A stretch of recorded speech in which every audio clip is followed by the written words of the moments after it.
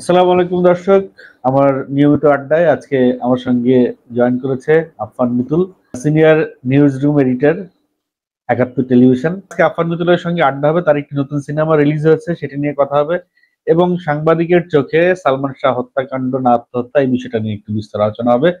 আশা করছি আমাদের আলোচনার সঙ্গে থাকবেন। মিতুল, কেমন আছো?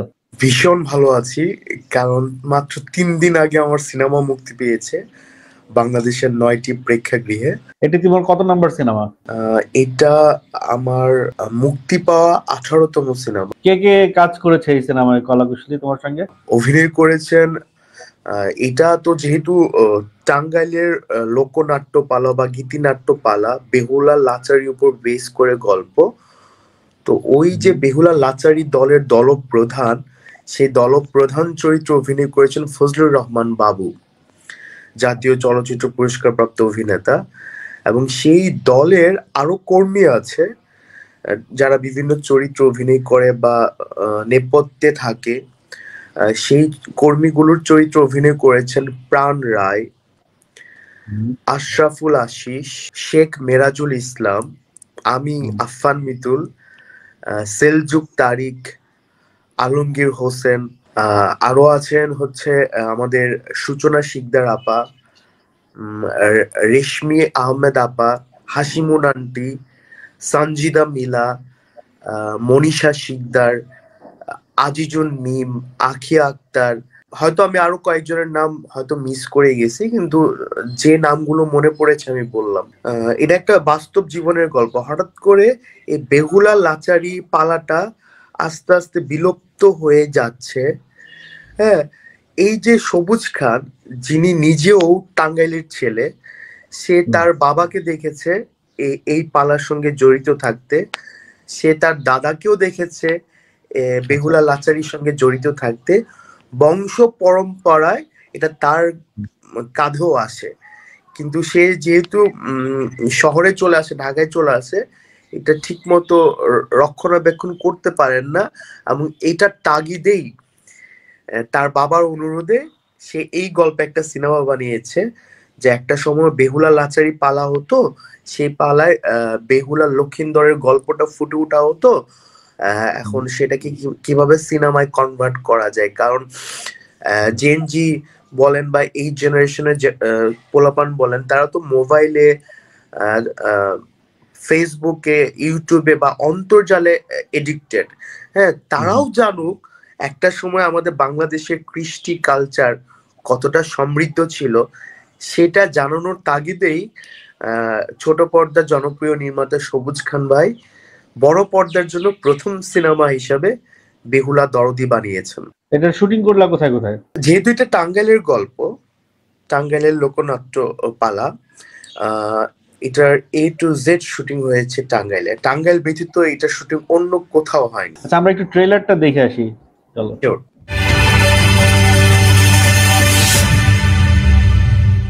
শুধু দর্শক শ্রোতা, শুরু করছি বেহুলা নাচারির পালা। পাতা পানিত নামে বেলা পাতা মানজন করে, হাঁটু জলে নামে কন্যা হাঁটু মানজন করে রে, আহারে সুন্দর বেলা রে।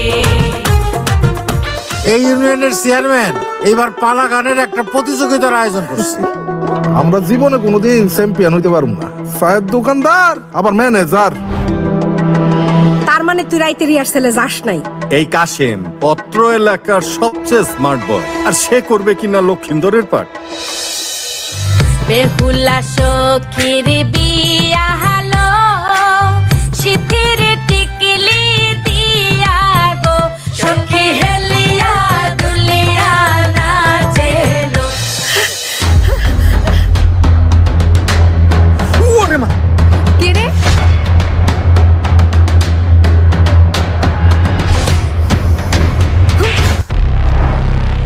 বলো ভাই, সর্বনাশ হয়েছে, ভাবিরে সাপে কামড় দিছে। একজন সাপে কাটা রোগী 6 থেকে 7 ঘন্টা বেঁচে থাকে। অনেক দেরি করে ফেলেছেন, সরি। বিদায় দান বিদায় দান, এহেন আমার মায়া। তোর দুলা ভাইয়ের মনে কত স্বপ্ন, কত আশা। তোর দুলা ভাইয়ের স্বপ্নটারে ভাঙিস না। আমার চাইতে তোমার ওই গান বাজনাই বড় হইল। তোমার জন্য আমি দুলাভাই বোন এই দুইটা লোকের মনে কষ্ট দিতে পারবো না। ভালোবাসা কুল নেশা তুই বিনে কে জানে রে, যত তুমি আমারে কথা দাও, রাখে ওই মায়ের কাছে যাবা না। আছে তোর অন্তরে। প্রথম পুরস্কার আনন্দ রাখবো, আর যদি প্রথম পুরস্কার না আনবার পারি তাইলে আমি আর বাড়িতে ফিরুম না। আমি আসলে একটা অযোগ্য মানুষ, সারাটা জীবন পালাপালা করে বেড়াইছি। আমি যদি তোমার দিকে একটু নজর দিতাম তাহলে আমরা নিঃসন্তান থাকতাম না। বাহ, চমৎকার একটা ট্রেলার, খুবই সুন্দর লাগলো। Thank you. ট্রেলারের গানগুলা খুব প্রাচী, আর দেখলাম আফফান মিতুল খুব দুষ্ট একটা চরিত্রে অভিনয় করেছে। সে বেড়ার ফাঁক দিয়ে মানুষের বাড়িতেও কি ঝুঁকি মারে, আবার দৌড়ানিও খায়, দাবড়ানিও খায়, আবার মানুষের উপকারও করে। দেখলাম যে ডাক্তারের চাচার কি খবর নিয়ে যায় ভাবি অসুস্থ, হ্যাঁ, তো ভাবিদের প্রতি সে খুব কেয়ারিং দেখলাম। তো আরেকটি যদি শুনি মিতুলের ক্যারেক্টার সম্পর্কে। সেটা হচ্ছে আমার চরিত্রের নাম রাসু। রাসু হচ্ছে বেহুলা লাচারি দলের যে দলপ্রধান ফজলুর রহমান বাবু ভাইয়ের ন্যাওটা। সে বাবু ভাইকে খুব পছন্দ করে, বাবু ভাইও তাকে খুব পছন্দ করে, যে কারণে বাবু ভাইয়ের স্ত্রী শিউলিকে যখন সাপে কাটে, এমনটাই সে মনে করেছিল, রাসু মনে করেছিল, তখন সে দৌড়ে গিয়ে বাবু ভাইকে খবরটা দেয় যে ভাবিরে সাপে কামড়াইছে, যেটা ট্রেলারে আপনারা দেখেছেন। আসলে কে কামড়াইছে বলবো না, স্পয়লার দিব না, স্পয়লার দিব না। এরপর হচ্ছে এই রাসু ছেলেটা বেহুলা লাচারি দলের সঙ্গেও সম্পৃক্ত। সে বাদ্যযন্ত্রী, সে ইকুইপমেন্ট বাজায়, কিন্তু সে পারফর্মার না, মানে পারফর্ম করে না, কিন্তু সে দলের একটা গুরুত্বপূর্ণ সদস্য, সরঞ্জাম বাজায়।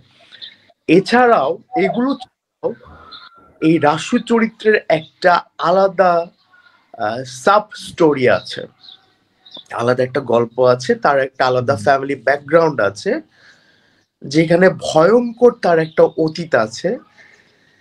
সেই অতীত এতটাই ভয়ঙ্কর, যখন অতীতটা ফাঁস হবে ওই সিকোয়েন্সে সবাই কাঁদবে। মানে আমরা গল্পের শুরু থেকে শেষ পর্যন্ত অলমোস্ট দেখি যে রাসু উকি দেয় একটা বাড়িতে, একটা মেয়েকে দেখে, কিন্তু গল্পের শেষ সিকোয়েন্সে, মানে শেষের দিকে আর কি, একটা ঘটনা রিভিল হবে। এটাও আমি বলে আসলে মজাটা নষ্ট করতে চাই না। যারা আমারকে পছন্দ করেন, আমার ফ্যান আছেন, আমার বন্ধু আছেন, ওয়েল উইশার আছেন, আসলে আফফান মিতুল এখানে কি রহস্য উন্মোচন করে। একটা রহস্য উন্মোচন করে দেখে আফফান মিতুল, সেটা হচ্ছে তারা দৌড়ানি দিল কেন? ট্রেলারে দেখলাম হ্যাভি একটা দৌড়ানি দিল মিতুলের। দৌড়ানি দিল না, আমি অতিরিক্ত এক্সাইটমেন্টে আমি নিজে আগে দৌড়াইছি, আমার পিছু বাবু ভাই দৌড়াইছে, যে তার ওয়াইফকে সাপে কামড় দিছে, তাকে আমি, সে একটা বেহুলা লাচারি দল চালানোর পাশাপাশি চায়ের দোকান, এই গল্পটা তো একটা ফোক গল্প, তাই না?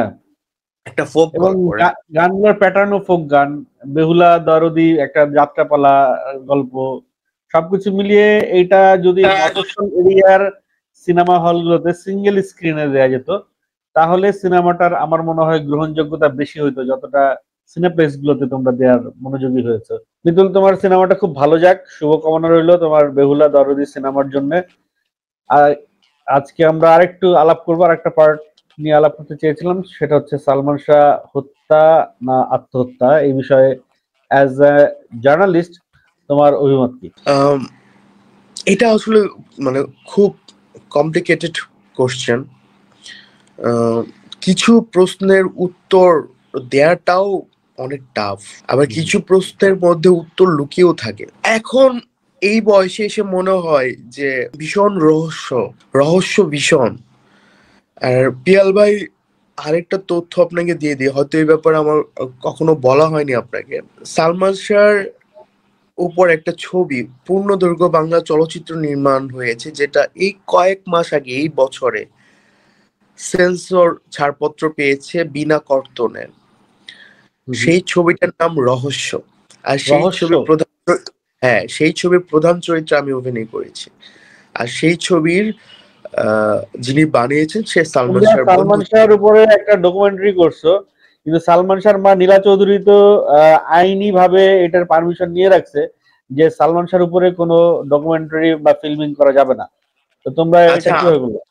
আমি কিভাবে হলো সেটা হচ্ছে, এটা তো হুবহু সালমান শাহর গল্প না, এটা তো সালমান শাহ আত্মজীবনী না। এটা হচ্ছে গ্রামের একটা ছেলে Salman Shah die hard fan. সে সালমান শাহর সব ছবি দেখে এবং তার জীবনের লক্ষ্য যে সে সেই মেয়েকে বিয়ে করবে যে মেয়ের নাম শাবনূর। সে সালমান শাহকে দেখতে ঢাকায় আসে। এটা হলোটা কেন? সেই মেয়েকে বিয়ে করবে যার নাম মৌসুমী? জানি না, এটা এটা অবশ্য আমি জানি না কেন, এটা আমাকেই প্রশ্ন করতে পারেন, কারণ সিনেমাটার সংলাপ চিত্রনাট্য আমার লেখা। এবং এবং সেই ছেলেটা 96-এ সালমান শাহকে দেখতে ঢাকায় আসে। এবং এরপর কি হয় সেটা আর বলে স্পয়লার দিব না, কিন্তু এটা হচ্ছে 3টা গল্প মিলে একটা সিনেমা। এই গল্পটা হচ্ছে মিডল পার্টে, এছাড়া অন্য একটা গল্প আছে প্রথম পার্টে, শেষ পার্টে আরেকটা গল্প আছে। তো এই মিডল পার্টের যে গল্পটা, সেই গল্পটাতে আমি অভিনয় করছি, যেটা সালমান শাহর প্রেক্ষাপট নিয়ে, সালমান শাহর প্রতি একটা ছেলের অন্ধ ভালোবাসা নিয়ে আর কি। তো এই ছবিটার নাম রহস্য। এই ছবিটার কয়েক মাস আগে সেন্সর ছাড়পত্র পেয়েছে এবং ছবিটা বানিয়েছেন সালমান শাহরই বন্ধু সাইমন তারিক ভাই। আর এখন কথা হচ্ছে, আপনি যে প্রশ্নটা বলেছেন সেটার উত্তরে যাই। একটা প্রশ্ন আপনার উপরেও ছাড়ি।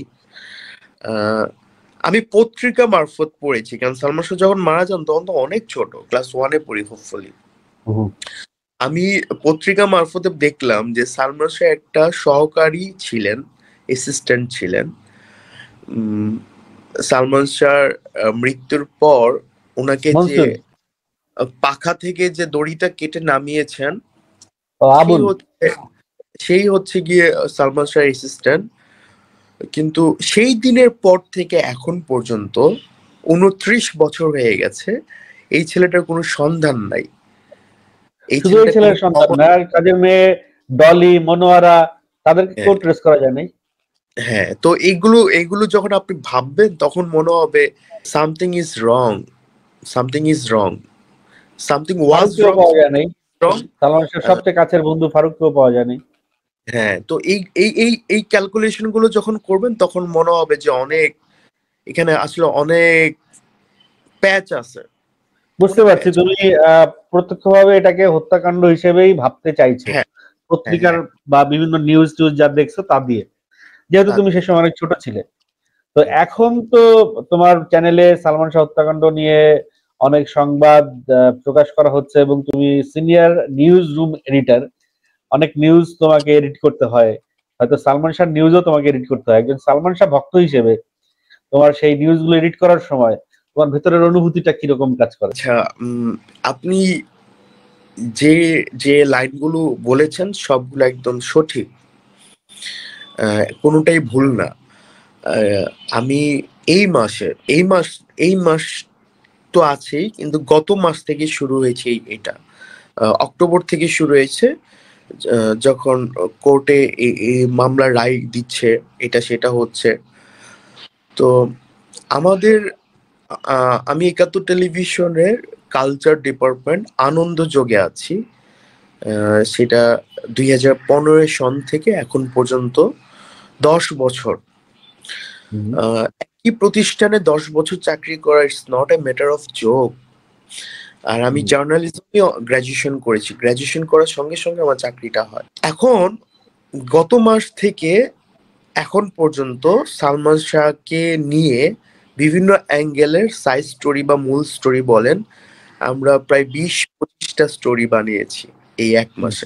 আমাদের টিমের মেম্বার এখন পর্যন্ত 7 জন, তার মধ্যে একজন হচ্ছে আরিফ হক, ভীষণ মেধাবী রিপোর্টার, ভালো ছেলে, এবং সে Salman Shah die hard fan as me, আমার মতো। আমার জুনিয়র ছেলেটা কিন্তু এত মেধাবী ছেলে আমি খুব কম দেখছি। এই ছেলে সালমান শাহর উপর বেশ কিছু প্যাকেজ বানিয়েছে, বা সালমান শাহর এই বিচারের বেশ কিছু মানুষের বক্স পপ বাইট নিয়েছে আমজনতা। সেগুলো যখন একাত্তর টেলিভিশনের আনন্দযোগ পেজে যায় বা ইউটিউব চ্যানেলে যায়, ইউ হ্যাভ নো আইডিয়া ভাই। আমার এই ছোট ভাই, প্রিয় ভাই আরিফের, সহকর্মী আরিফের maximum content 1 million, 2 million, 3 million হয়েছে ম্যাক্সিমাম। এটা একটা বিস্ময় আমার জন্য, আমার টিমের জন্য, আমার আরিফের জন্য। মিলিয়ন মিলিয়ন ভিউ হয়, আমাদের অনেক স্টোরিতে হয়, কিন্তু সেটা প্রতিদিন না, এক সপ্তাহ বা 1 মাস পর বা 2 দিন পর। কিন্তু সালমান শাহকে নিয়ে আমরা যতদিন কন্টেন্ট দিয়েছি ততদিনে আমরা মিলিয়ন ভিউ পেয়েছি, এবং এটার ক্রেডিট আরিফের, আমাদের টিম লিডার বুলবুল আহমেদ জয় ভাইয়েরও। এছাড়া আমার কথা বলি, আমি যেহেতু ডেস্কে বসি, রিপোর্টিং এ যাই না, আমার ডেজিগনেশনই হচ্ছে সিনিয়র নিউজরুম এডিটর। আমি সালমান শাহকে নিয়ে যারাই স্টোরি করেছেন 2-1 জন বাদে আমি তাদের স্টোরি স্ক্রিপ্ট দেখে দেওয়া বা ফুটেজ সিলেকশন করা, কোন ছবিটা ব্যবহার করে, এগুলো আমি ঠিক করে দেই। এছাড়া আমি একটাই স্টোরি বানিয়েছিলাম সালমান শাহকে নিয়ে এই 1 সপ্তাহ আগে।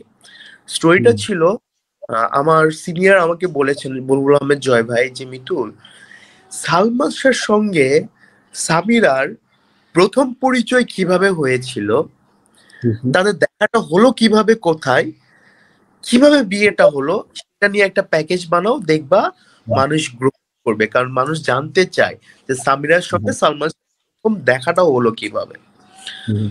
তো আমি এই একটাই প্যাকেজ বানাইছিলাম যত্নে, নিজের ভয়েসে, নিজের স্ক্রিপ্ট লিখে, এবং সালমান শাহ অসংখ্য ছবি সিলেক্ট করে, এবং সেটা যখন আপলোড হলো আমাদের পেজে এবং টেলিভিশনে অন এয়ার হলো, পেজে আপলোড হওয়ার একদিনের মাথায় সেটা 1.3 মিলিয়ন ভিউ হলো। মানে 13 লাখ মানুষ দেখলো একদিনের মাথায়। তো ভিউ আসলে ফ্যাক্ট না, বা টাকাটাও ফ্যাক্ট না।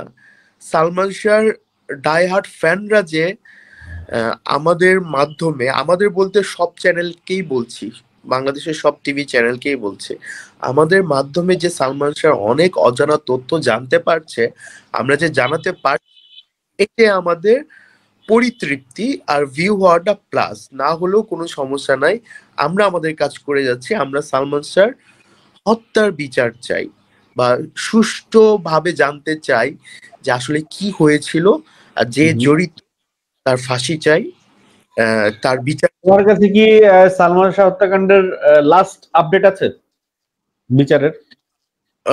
লাস্ট আপডেট আছে, কিন্তু এটা বলতে চাই না ভাই, এটা আমি স্কিপ করতে চাই। কিন্তু আমার লাস্ট কথা হচ্ছে, কোনোভাবে যে জড়িত তাকে ফাইন্ড আউট করে আইনের আওতায় আনা, তার শাস্তি দেয়া। আর আচ্ছা, আমি তোমাকে তাহলে আরেকটা কোশ্চেন করি। সালমান শাহ হত্যাকাণ্ডের যাদের নাম এসছে, যেহেতু এটা হত্যাকাণ্ড হিসেবে আদালত রিসিভ করছে, তো সেই আসামিদেরকে কেন এখনো ধরা হচ্ছে না? এটা তো একটা হিডেন পাওয়ার আছে, এটা তো পিছনে একটা গল্প আছে, এটার মদতদাতা আছে। আর তবে সাসপেক্টেড যারা আছেন, যেমন ডনের কথাই আমি বলবো, সে কিন্তু অলরেডি, এটা আমি জানতে পেরেছি, আমি তো শুনি নাই তার মুখ থেকে, সে কিন্তু ধরা দেবে বা আত্মপক্ষ সমর্থন করে সে আসবে। এটাও কিন্তু 1 সপ্তাহ হয়ে গেল, কিন্তু শেষ পর্যন্ত এই 1 সপ্তাহের মধ্যে সে কি আসলে ধরা দিল কিনা সেটা আর জানা নাই। কিন্তু 1 সপ্তাহ আগে আমি শুনেছি সে নাকি বলেছে সে ঢাকায় আছে এবং সে ধরা দিবে। আর গতকালকে আমি একটা ইউটিউব চ্যানেল না ফেসবুক পেজে দেখছিলাম, সত্য মিথ্যা জানি না, আমি যেটা দেখেছি সেটা বলছি। একটা ইউটিউব বা ফেসবুক পেজে দেখলাম যে সামিরা তার গাড়ি নিয়ে নিরুদ্দেশ তার বাসায় নাই। হ্যাঁ, এই ভিডিওটা। তো আবার কয়েকদিন আগে পত্রিকা মারফত আমি জানতে পারলাম যে সামিরার মা লুসি ম্যাডামের দেশ ত্যাগের উপর নিষেধাজ্ঞা দিয়েছে সরকার। তো অনেক নামই উঠে আসতেছে, অনেক অজানা গল্পই কিন্তু আমরা জানতে পারছি, বা পুরনো গল্পগুলো আবার নতুন করে রিভাইভ হচ্ছে, আবার এমন কিছু নাম যে নামগুলো আমরা কখনো শুনি নাই সেগুলো কিন্তু এখন শুনতে পাচ্ছি। তো আচ্ছা, আমি আরেকটা কোশ্চেন রাখতে চাই তোমার কাছে। এই বিষয়টাকে যদি আত্মহত্যা ধরা হয় তাহলে সালমান শাহর আত্মহত্যাকে প্ররোচিত করবার জন্য অন্য কোনো মহল আছে কিনা সামিরা ছাড়া? আমি বলতে চাইছি যে ব্যাপারটা কি এরকম যে সালমান শাহ শাবনূর জুটিটা এত সুপারহিট হয়ে যাচ্ছিল, এত ভালো যাচ্ছিল যে এই জুটিটাকে ভাঙবার জন্য সালমান শাহকে, এবং সালমান শাহর জনপ্রিয়তা এত বাড়ছিল যে সেই সঙ্গে সালমান শাহর হাতে অনেক প্রচুর কাজ ছিল, সেই সঙ্গে সালমান শাহকে নিয়ে অনেকে শিডিউল পাচ্ছিল না, আবার অনেকে শিডিউল পাইলেও ঠিক মতো তার কাজগুলো হচ্ছিল না, এত চাপ কাজের। চলচ্চিত্র শিল্পী সমিতি তাকে বয়কটের ডাক দিয়েছিল, 18টা সংগঠন তাকে বয়কটের ডাক দিয়েছিল। এই সমস্ত কিছু মিলিয়ে এই যে বাহিরের পারিপার্শ্বিক বিষয়টা, এই বিষয়টা কি সালমান শাহকে আত্মহত্যার পথে ধাবিত করেছে কিনা, এই চাপগুলা, পারিপার্শ্বিক চাপগুলা? আচ্ছা, সালমান শাহ মারা যান 96 সনে। ওই সময় সে টপ নায়ক ছিল, ইয়াং ছিল। তার 3 বছর আগে আসেন দিব্যা ভারতী মারা যান 93 সনে, এবং সে তার সময় টপ নায়িকা ছিল। এই যে দিব্যা ভারতী মারা গেলেন, তার সময় টপ নায়িকা, প্রচুর ছবি তার হাতে, সালমান শাহর মতো কিন্তু অনেকটা মিলে যায়, স্টারডমটা মিলে যায়। সে যখন ছাদ থেকে পড়ে যায় বা 6 তলা থেকে পড়ে যায়, যতটুকু জানি 6 তলায়,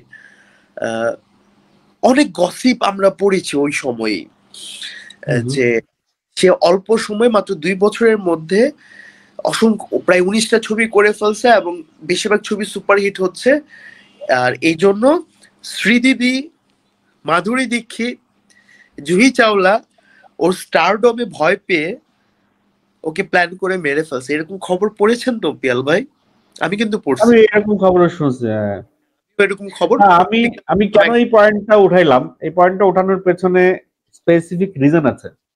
আমাদের এফডিসি বলো, টলিউড বলো আর বলিউড বলো, সব জায়গায় কিন্তু একটা পলিটিক্স আছে, এবং এই পলিটিক্সটা কোনো কোনো সময় খুবই জঘন্য রূপ ধারণ করে। এবং আমি বাংলাদেশের এফডিসির কথাই বলছি।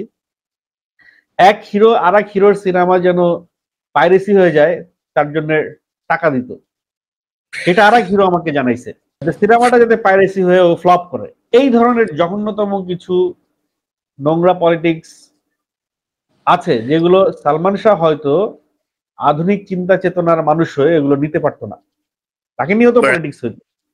রাইট, সে পুরো সিস্টেমটাকে এমন জায়গায় নিয়ে যাচ্ছিল, একটা আধুনিকায়ন করে একটা আন্তর্জাতিক মানের দিকে নিয়ে যাচ্ছিল। তো আপনার অ্যাজাম্পশন মানে হতে পারে, এটা সত্য হতে পারে, কারণ যে আরো একটা বিষয় আমি তোমারে বলি, আজিজ মোহাম্মদ সাহেবের যেহেতু 1 নম্বর আসামি সে, আজিজ মোহাম্মদ ভাই, তারও কিছু সিনেমা সে ওই সময়ে ব্যবসা করতে পারছিল না, এবং সে চাইছিল সালমান শাহকে পরপর অনেকগুলো সিনেমায় কাজ করবার জন্য, এবং সালমান শাহ যেন অন্য কোনো প্রযোগের কাজ না করে, এই ডিলটা সে সালমান শাহকে দিয়েছিল।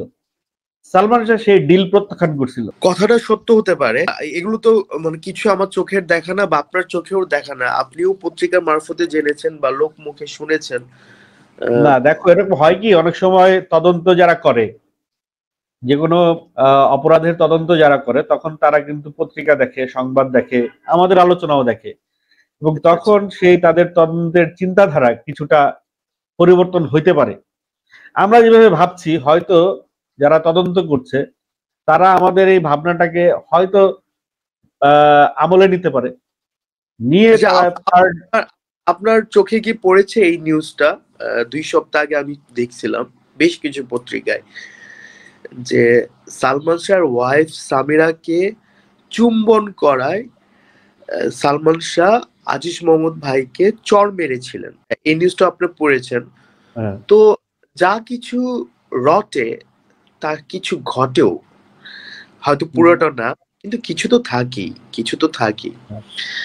তো দিন শেষে বলতে চাই যে সালমান শাহ সারা পৃথিবীতে এমন একটা নায়ক যার কোনো হেটার্স নাই, সারা পৃথিবীতে। তো সবাই চায় এটা সুষ্ঠু দেখো বিচার। মান্না সাহেব মারা যাওয়ার পরে কি কেউ সুইসাইড করছিল? না, করে নাই। অনেকে কষ্ট পাইছে বা সবাই কষ্ট পাইছে, কিন্তু সুসাইড করার খবর পত্রিকাতে আসে নাই। কিন্তু সালমান শাহ মরে যাওয়ার পর সুসাইড করার খবর আমি অনেক পত্রিকায় পড়ছি, ম্যাগাজিন কনফার্ম হয়েছে 4 জন, আর 42 জনের কথা আলোচনায় আসছে। আমি গতকালকে ইউটিউবে একজন নারীর, এখন সে মধ্যবয়স্ক একজন নারী ইন্টারভিউ দেখছিলাম, আমজনতা। সে বলছেন, এখন তার বয়স মনে 40-50 হবে। সে বলছেন সালমান শাহ মরে যাওয়ার পর এই খবরটা নিতে না পেরে আমি 1 বছর মানসিকভাবে অসুস্থ ছিলাম, যেটাকে বলে পাগল ছিলাম। তো এটাই তো স্টারডম না, এটাই তো স্টারডম। এবং সেই স্টারডমটা পেয়েছে মাত্র 3 বছরে। 93 সনে ছবি মুক্তি পায়। সেই তারকাকে সরানোর জন্য অনেকেই উঠে পড়ে লাগতে পারে। হ্যাঁ, কুটবি হতেই পারে। কেন আপনি বেশি বছর আগের কথা যাব না, এই তো 3-4-5 বছর আগের কথাই আমি যাই। সুশান্ত সিং রাজপুতের ক্ষেত্রে কি হয়েছিল বলেন? সুশান্ত সিং রাজপুতকে সরাই দেওয়া হয়েছে। কারণ আপনি দেখেন সালমান শাহের সাথে তার অনেকটা মিল আছে। কিভাবে মিল আছে? সুশান্ত সিং রাজপুত ছোট পর্দার অভিনয় শিল্পী ছিল। সে জি টিভিতে পবিত্র রিশতা নামে একটা সুপার হিট ডেইলি সোপে কাজ করতো অ্যাজ লিড মেল ক্যারেক্টারে। তার ক্যারেক্টারের নাম ছিল মানব, যেটাকে আমরা বাংলাদেশের ভাষায় বলে মানুষ।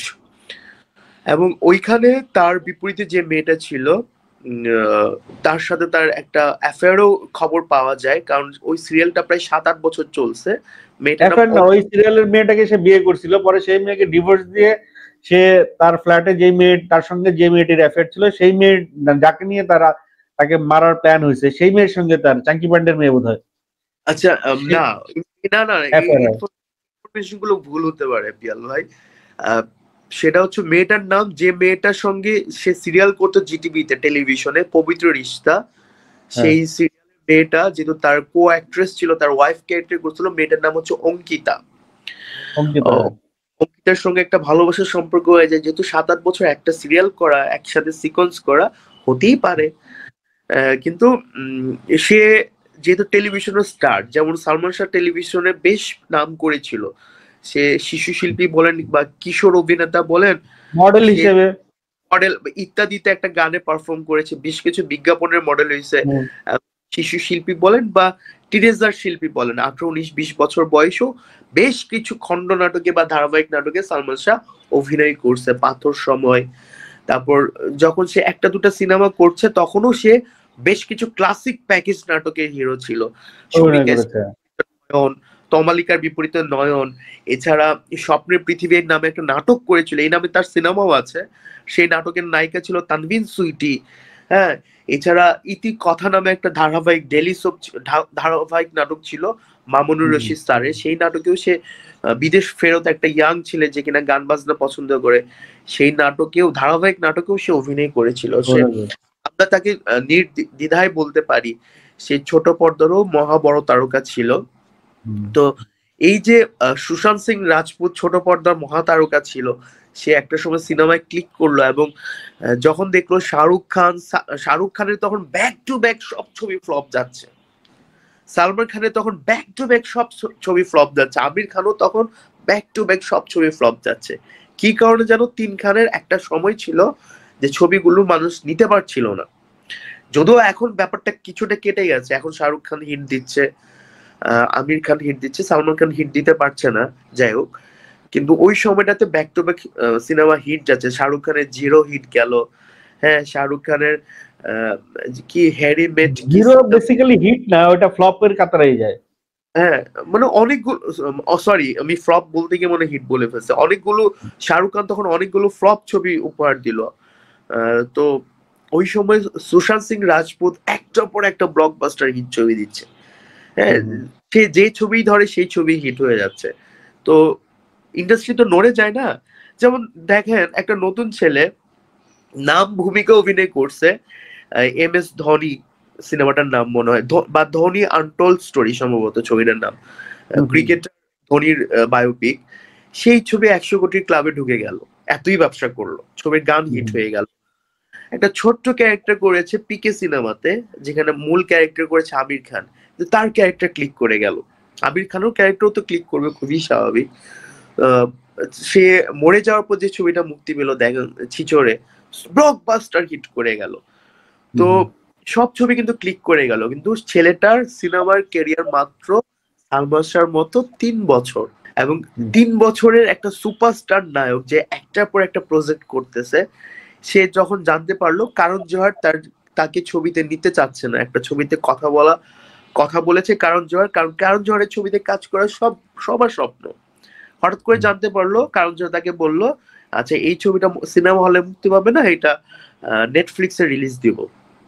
এখন আপনি মনে করেন আমি সিনেমা ভালোবাসা একটা ছেলে, এখন আমি একটা সিনেমায় কাজ করলাম অ্যাজ লিড হিরো বা প্রধান চরিত্রে, হ্যাঁ, কিন্তু আমি জানতে পারলাম সিনেমাটা আসলে সিনেমা হলে রিলিজ পাবে না, পাবে হচ্ছে ইউটিউবে। আমার কেমন লাগবে বলেন? ভালো লাগবে কি? ইউটিউব আর নেটফ্লিক্স এর মধ্যে তফাৎ আছে। এই Netflix is a different platform, ওখানে সাইফ আলী খান অ্যাক্টিং করছে, ওইখানে ঋত্বিক রোশন অ্যাক্টিং করছে। আজ থেকে অনেক বছর আগের কথা, 7-8 বছর আগের কথা, বা তখন ওই ধারণাটা ছিল না। হ্যাঁ, বা হয়তো নেটফ্লিক্স ও না অন্য কোনো ওটিটি প্ল্যাটফর্ম ছিল। আমি হয়তো একটা উদাহরণ দেওয়ার জন্য বলছি, কারণ নামটা ভুল হতে পারে, প্ল্যাটফর্মের নামটা ভুল হতে পারে, কিন্তু উদাহরণটা সত্য। তো ও জানতে পারলো এই ছবিটা ওটিটি প্ল্যাটফর্মে আসবে, সিনেমা হলে আসবে না, তো একটা হতাশ হয় এবং অনেকগুলো প্রজেক্ট থেকে সে বাদ পড়ে, বিভিন্ন জায়গা থেকে বিভিন্ন প্রজেক্ট থেকে বাদ পড়ে। এবং তখন দেখা গেল নেপোটিজম তখন অনেক বড় ফ্যাক্ট ইন্ডাস্ট্রিতে, যেটা আমাদের বাংলাদেশে কিছুটা কম। আমাদের বাংলাদেশে যেটা আছে সেটা হচ্ছে সিন্ডিকেট, তো নেপোটিজম ইন্ডিয়াতে সিন্ডিকেটের চেয়েও বেশি। হ্যাঁ, স্টারের ছেলে স্টার হবে, স্টারের মেয়ে স্টার হবে। হ্যাঁ, তো ওই সময় ঋষি কাপুরের ছেলেকে প্রাধান্য দেওয়া হতো, চাঙ্কি পান্ডের মেয়েকে প্রাধান্য দেওয়া হতো, হ্যাঁ, অনিল কাপুরের মেয়েকে প্রাধান্য দেওয়া হতো। স্টার কিডের তখন দাপট। তো ছেলেটা তো স্টার কিড না, ছেলেটা নিজের যোগ্যতায় আসছে, এইগুলো নিতে পারে নাই। ফিল্ম পলিটিক্স, নেপোটিজমের শিকার বা নানা রকম সমালোচনা বা প্রেম সংক্রান্ত ঝামেলা সবকিছু নিতে পারে না। হয়তো ছেলেটা সুসাইড করছে, কিন্তু সুসাইড করলেও কি আপনি এটা বলতে পারেন না ছেলেটাকে খুন করা হয়েছে বা হত্যা করা হয়েছে? কারণ আপনার তাকে ধাবিত করা হয়েছে, ওই জায়গাটাতে নিয়ে যাওয়া হয়েছে, তাকে তারে ওই হতাশাগ্রস্ত করে তাকে ওই পয়েন্টে তাকে পৌঁছায় দেওয়া হয়েছে, যে পয়েন্ট থেকে সে একটু ইয়ে হইলেই পাহাড়ের পিক থেকে পড়ে যাবে ঠাস করে, একদম একদম। তো আমি বলবো হলেই পড়ে যাবে।